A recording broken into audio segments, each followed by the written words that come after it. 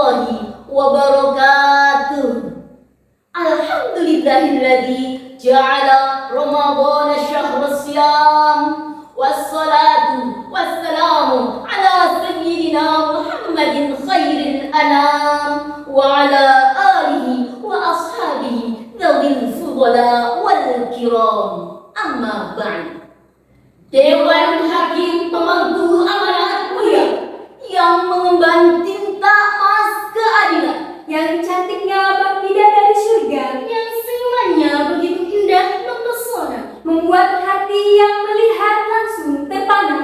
Rasulullah Sallallahu Alaihi Wasallam, sang kekasih Allah yang menjadi panutan kita, Rasul, Nabi akhir zaman dan tidak ada nabi sesudahnya, telah bersabda, "Qad ja'akum Ramadan syahrun mubarakun, iftaradallahu 'alaikum siyamahu, tuftahu fihi abwabul jannati wa yughlaqu fihi abwabul jahim wa tughallu fihi asyayatin, fihi lailatun khairun min alfi syahr."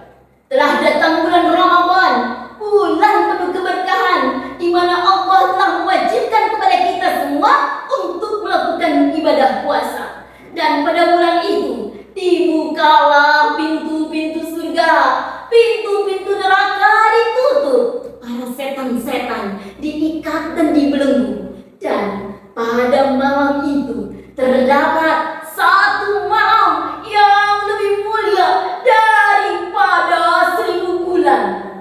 Hadirin rahimakumullah, sungguh kita sudah berada di bulan yang mulia itu, yaitu bulan Ramadan. Ramadan bulan yang mulia karena di bulan Ramadan itu adalah bulan berpuasa, Bulan qiyamul lail, bulan tilawatil Quran, bulan penuh ampunan, bulan dibukanya pintu-pintu surga, ditutupnya pintu-pintu neraka. dibelenggunya setan-setan. Ramadan bulan yang dinantikan umat Islam sedunia, kembali hadir datang membawa berkah dan ampunan. Di bulan yang mulia ini kita semuanya dianjurkan untuk membersihkan diri dari segala dosa dan juga kesalahan, dan meningkatkan amal ibadah kepada Allah Subhanahu wa Ta'ala, agar kita menjadi pribadi-pribadi yang bertakwa kepada Allah Subhanahu wa Ta'ala. Namun di tengah khususnya Ramadan, kita dikejutkan dengan mega korupsi yang mengguncang badan minyak negara, yang seharusnya badan minyak negara adalah pahlawan energi, menyala terang sumber kemakmuran sejati. Kini bayang hitam korupsi menyelimuti, menodai cinta, hianati nurani. Ladang minyak yang kaya raya seharusnya untuk rakyat jelata, justru oknum rakus berpesta pora, korupsi merajalela, bangsa merana. Lalu apa yang bisa kita lakukan di Ramadan yang mulia ini? Sebagai jawabannya, Ramadan bulan mulia yang merindukan kesucian hati adalah tema Syarhul Quran pada kesempatan kali ini, dengan landasan firman Allah Subhanahu wa Ta'ala, Quran surat Al-Baqarah ayat 185.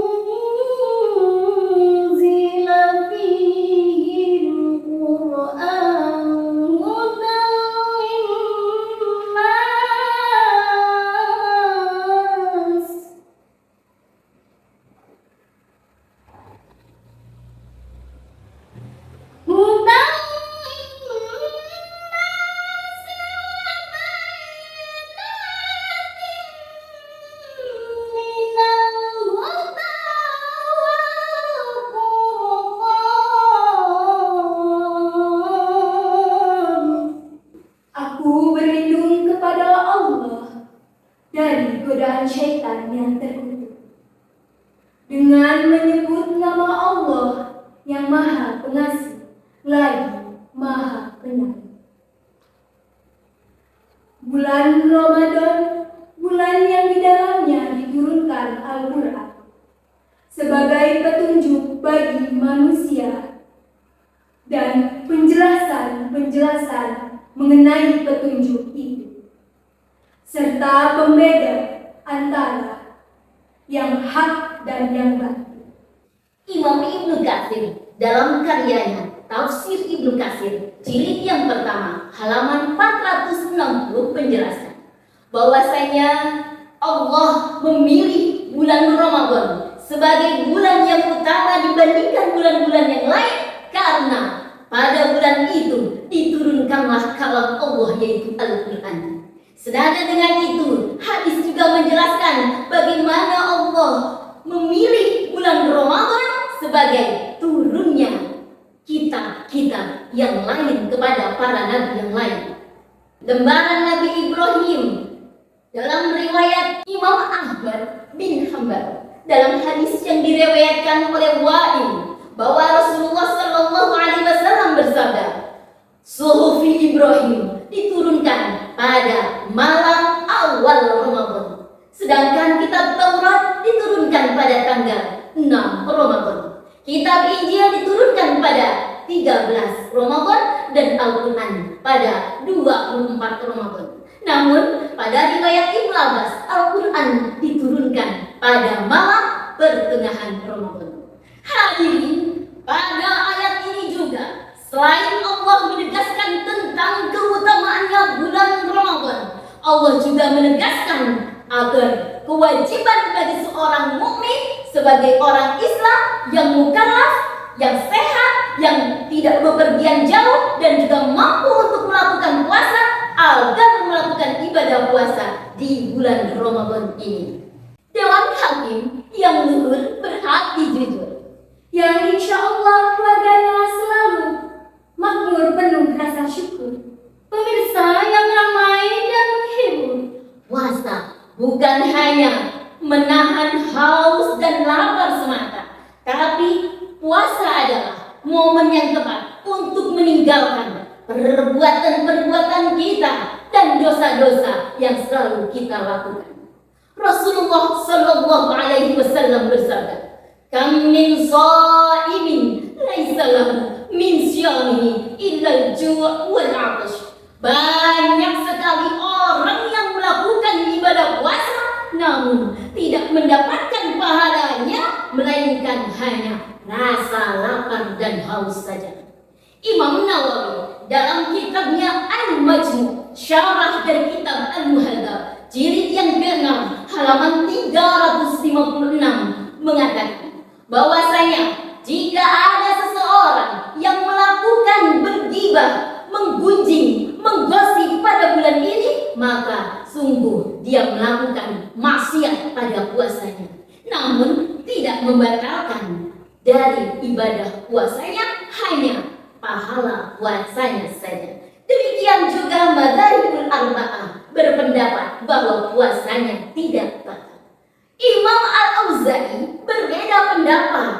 Imam Al-Auza'i berpendapat bahwa orang yang sudah melakukan gosip, menggunjing, itu menjadi batal puasanya dan baginya wajib untuk mengqadha di bulan yang lainnya. Maka sangat penting bagi kita untuk menjaga puasa kita agar terhindar dari segala perkara-perkara yang dapat membatalkan pahala puasa kita. Katanya puasa Setiap hari sukanya marah-marah. katanya puasa Malah nyolong bang mangga tetangga. katanya puasa malah korupsi duit rakyat.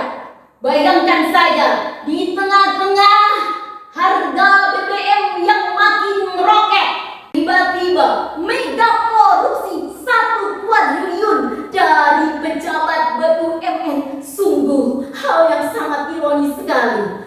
BUMN harusnya badan usaha milik negara berubah menjadi badan usaha milik sendiri. Tapi Tapi tenang saudara sekalian, kami selaku warga Indonesia yang baik dan budiman akan terus mendukung BUMN, mendukung dalam hal menghitung kerugian negara. para pejabat korup. Mereka lebih senang berbuka puasa dengan uang yang haram dibandingkan dengan Kurma dan kolak, es campur dan seblak, ketan pintul dan kue cucur, ayam goreng dan daging semut.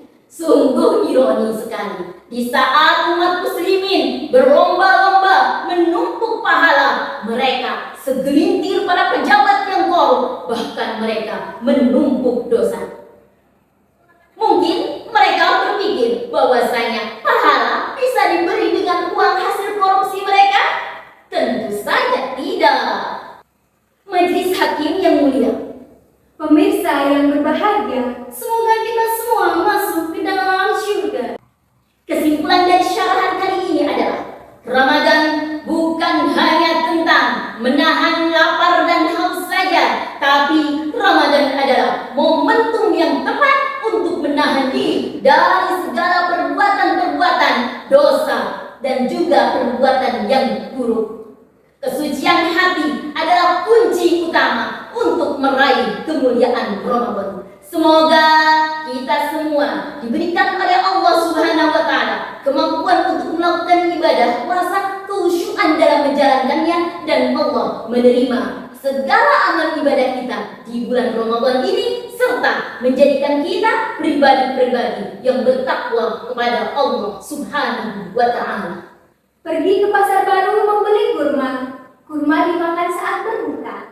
Mari puasa di bulan Ramadan mulia agar kita menjadi takwa. Pergi ke masjid bawa sajadah, sajadah bersih untuk sholat.